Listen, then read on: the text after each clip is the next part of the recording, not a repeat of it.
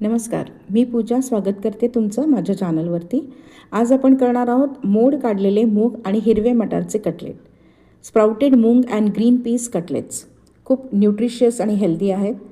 त्याकरिता मी इथे मोड आलेले मूग 1 वाटी आणि 1 वाटी हिरवे मटार घेतले आहेत। सोबतच 7-8 हिरव्या मिरच्या, आलं लसूण आणि कांदा याला पाणी न घालता मिक्सरमध्ये वाटून घ्यायचं आहे। नंतर यामध्ये पुदिना आणि साधारण 200 ग्रॅम इतकं पनीर आहे, ते मी क्रम्पल करून घातले ह्याच्यामध्ये। आता आपल्याला ह्याच्यात काही ड्राय मसाले घालायचे आहेत। गरम मसाला, हळद, किचन किंग, धणे जिरे पूड, हिंग आणि चाट मसाला घेतले मी इथे। मसाले तुम्ही तुमच्या आवडीनुसार चेंज किंवा कमी जास्त करू शकताय। हे व्यवस्थित मिक्स करून झाल्यानंतर ह्यामध्ये चवीनुसार मीठ आणि अर्धी वाटी इतकं चण्याचं पीठ घालायचं आहे बाइंडिंगसाठी।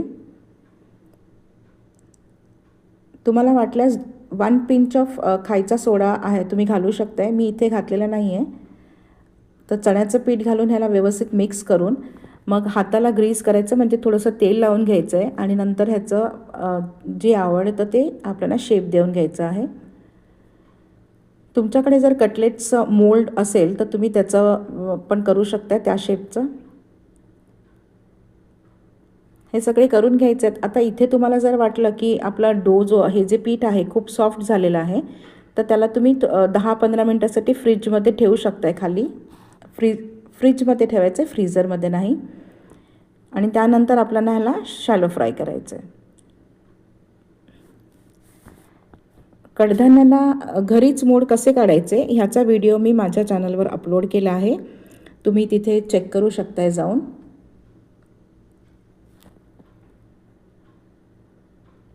बारीक गॅसवरती आपल्याला हे फ्राय करून घ्यायचे आहेत।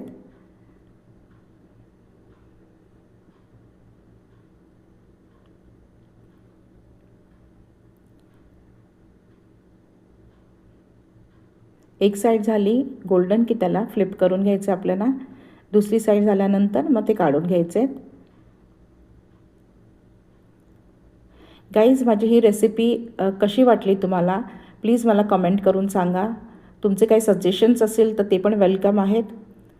माझे दुसरे अजून व्हिडिओज आहेत जे ते माझ्या चॅनलवर जाऊन बघा। जर माझे रेसिपीज आवडत असतील तर माझ्या चॅनलला आणि सबस्क्राईब केलं नसेल अजून तर करा। हे बघा, एकदा नक्की करून बघा आणि मला सांगा कसे झाले ते। थँक्यू।